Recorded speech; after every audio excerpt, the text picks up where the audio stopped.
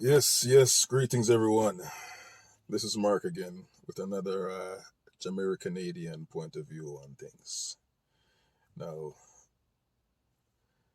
this video is about the whole YouTube phenomenon with Jamaica, or I should say, the obsession with Jamaica for a lot of YouTubers in the last year or so. Um, I made a video a few days back about more on the serious side about you know Jamaicans being priced out of their country, or I should say, will be priced out of their country if we're not careful, with a lot of foreigners, moving in, a lot of eyes on Jamaica right now.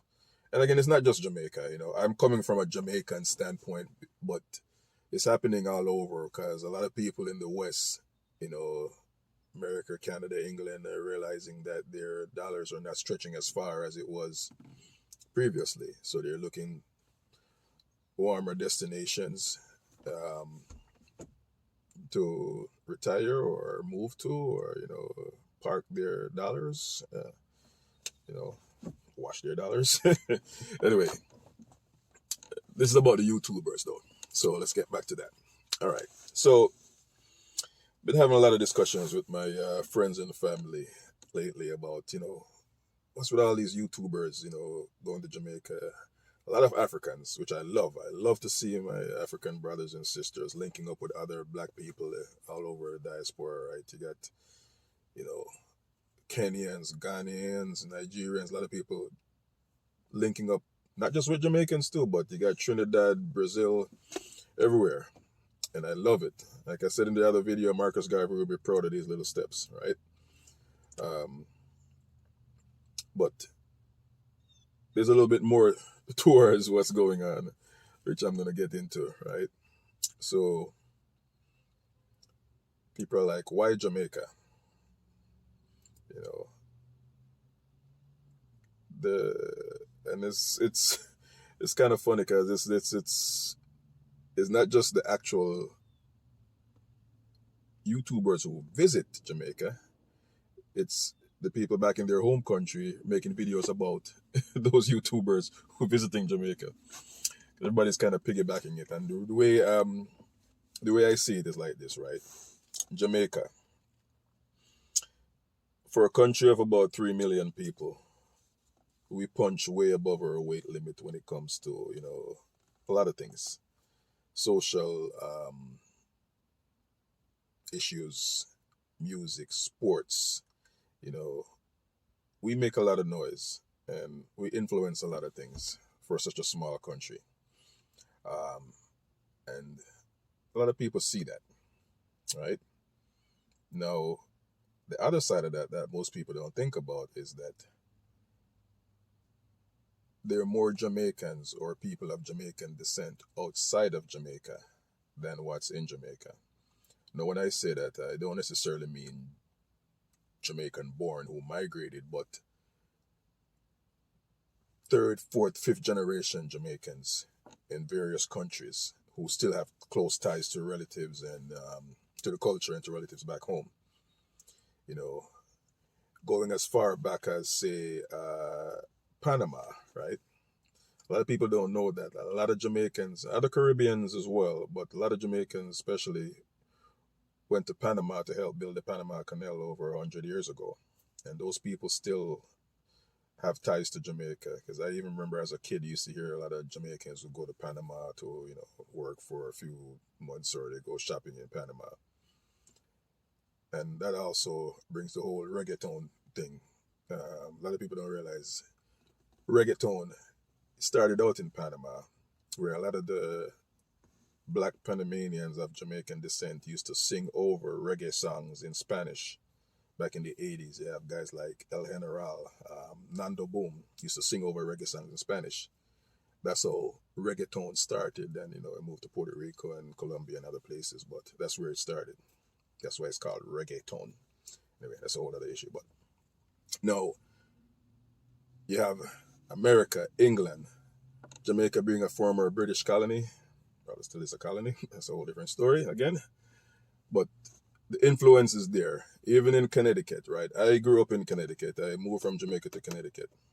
A lot of people surprised when they realize how much Jamaicans are in Connecticut, because Connecticut was the first place in America where the farm workers came during World War II, when all the GIs went off to fight. Hitler and the Japanese needed people to work on the tobacco farms and the apple farms and pick out their fruits.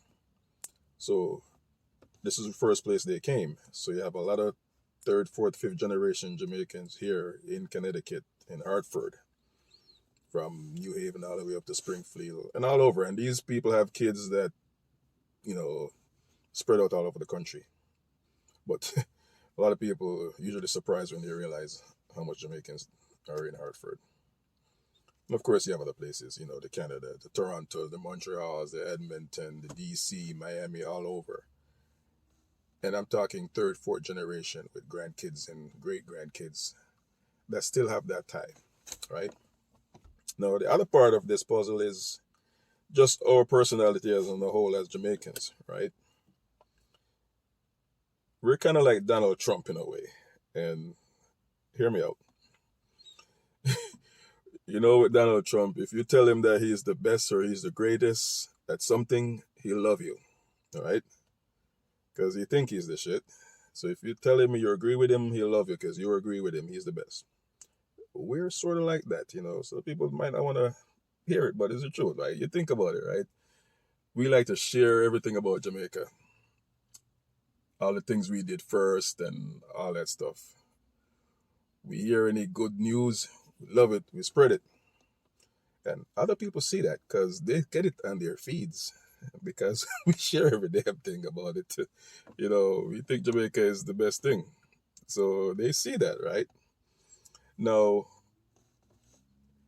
it wouldn't be as effective if they broadcast from America or London, but if you broadcast from Jamaica itself, when you broadcast from Jamaica, it gets spread out easier, right? So you go to all the sites and you see how the sites are great and you love it. And the love is genuine, right? Because Jamaica is a beautiful place and the people love the culture. Going back everything from Bob Marley, Peter Tosh, and the effect that they have on a lot of other countries. Growing up in America and living in Canada and all that, you don't see the full effect of what those people have on other countries. But when I talk to other people, they really appreciate, that freedom fighting spirit that these other, musicians have. And, I know I'm not explaining it fully here, but let's just say they appreciate Jamaica a lot more than even some Jamaicans do, right? So the love is genuine. But they also realize that what's broadcast from Jamaica gets spread exponentially all over, from England, Germany, Japan, Israel, wherever a lot of these YouTubers are coming from. It's being spread all over. Because like I said, you tell us Jamaica is great, you show us the beautiful sites, some sites we don't even know about, and even though we're Jamaicans, they're like, yeah, and they spread it, share it. So basically what it comes down to, subscribers and views. If you broadcast from Jamaica, we send it out to our kids, grandkids, great grandkids, and all over the world. Some of these YouTubers, their subscriptions double, Some go up 20, 30, 40%. Some of them double because of that trip to Jamaica. So the love is genuine. It's a great place, but it's also strategic as far as why. And then you have other people back home who are also piggybacking on those people visiting Jamaica. So it's like a whole little ecosystem there of, broadcasting, creating content around Jamaica. From those who went to visit to those who are critiquing those who visited, or those who are appreciating those who visited. So it's the good and the bad of those who visited Jamaica. So everybody is adding subscription because guess what? it's a new world. Social media is the thing now. A lot of these people, that's how they make money, serious money, from a lot of different countries. And a lot of money is being made that a lot of people don't understand. I don't even understand it. But I like to make noise and come from a different angle with things. So a lot of my videos are from a whole different angle, questioning things. This one is more of just kind of explaining little things of what's going on. So I hope it kind of clarifies it that, a lot of Jamaicans are abroad because, like I said, you go to anywhere in this world. I've always say anywhere in this world that you go to, and if you see a black person there that you don't expect to see a black person, I can almost guarantee you it's either a Jamaican or a Nigerian. And we Jamaicans, we're pretty much everywhere. So we will spread that word.